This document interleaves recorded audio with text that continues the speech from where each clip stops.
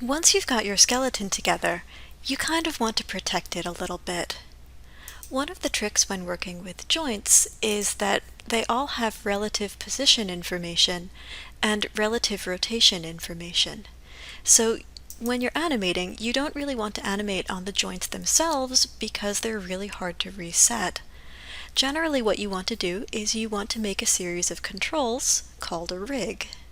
So we'll build this rig in a couple of different stages. The first one, I'm going to build a control for the root joint and a control for the head joint.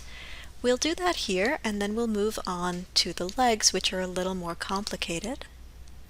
So first, when I'm building a rig, I always want to use objects that aren't going to show up in a final render.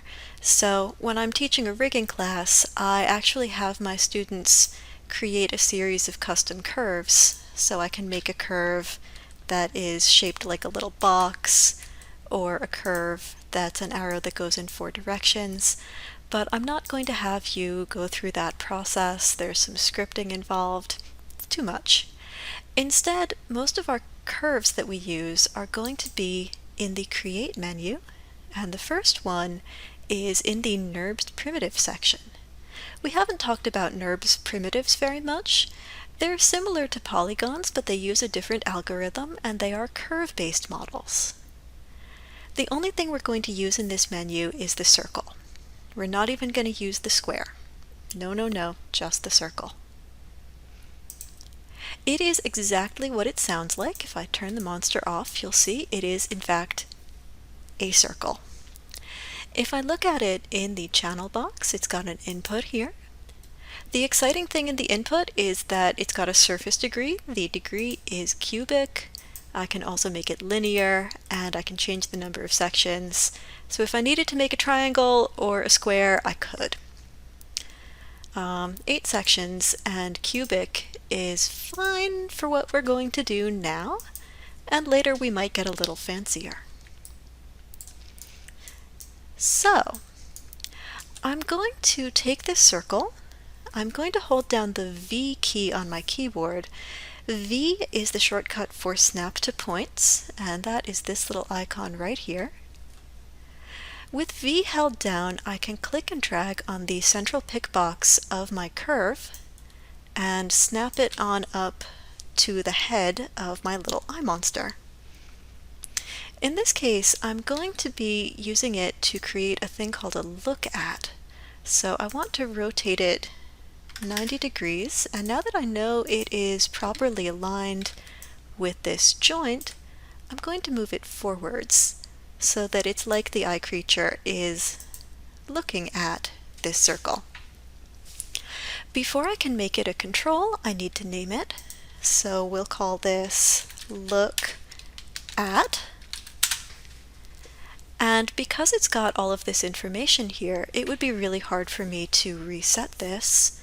So I am going to use my modify menu and run a command called freeze transformations. Freeze transformations causes this curve to believe that it is currently at the origin. This is its 0 point. And just like that, you see that all of my channels are zeroed out very nicely. The last thing I need to do is have this joint look at this curve, and for that we're going to start using these things called constraints. What constraints do is they allow one object to control another object. Each one of them does a slightly different thing. The parent constraint will allow one object's translation and rotation to control the translate and rotate of another object. Point does translate, orient does rotate, scale does scale, and finally aim allows the translation of one object to drive the rotation of another. That's the one that we're going to be using. I'm going to open up its option box, and the only thing that we care about in any of these constraints in their option box is this one thing: maintain offset. Maintain offset allows the two objects to keep their relative position and just have one control the other. So I'm going to make sure that this is checked. If I go back and reset, I think it is not by default. So I'm going to check maintain offset. Then selection order matters, so I'm going to select look at first, and then shift select the joint so that the joint is green, and then I'm going to hit apply. So some stuff did happen. If I look here in the channel box, I see this red chain link under the head joint, and it says head joint aim constraint. I can also see that if I select the head joint, its rotate channels are now blue. That blue means that they are being controlled by something. The look at doesn't look like anything happened, but if I move it, you can see that the eye monster will in fact rotate to follow it, which is pretty cool. So that's our first control. That is the look at control. And just to repeat that process just a little bit, I'm going to go through this whole thing again, making a control for the root node. So I will go to NURBS primitives, make another circle. I will hold down my V key and snap this one up to the root joint. In this case, all I want to do is make it a little bit bigger so that it's easy for me to select when the model's geometry is turned on. That looks pretty good. Modify, freeze transformation so that all of the channels are nice and clean. And then in this case, I want to select the curve first, the root joint second, and now I'm going to run the parent constraint. And again, I want to make sure that maintain offset is checked. That looks good. The root joint now has a root parent constraint. Oh, I forgot to name this. We'll call it root control or root CTL.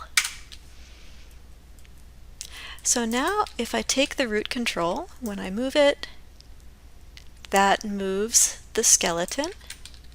When I rotate it, that rotates the skeleton.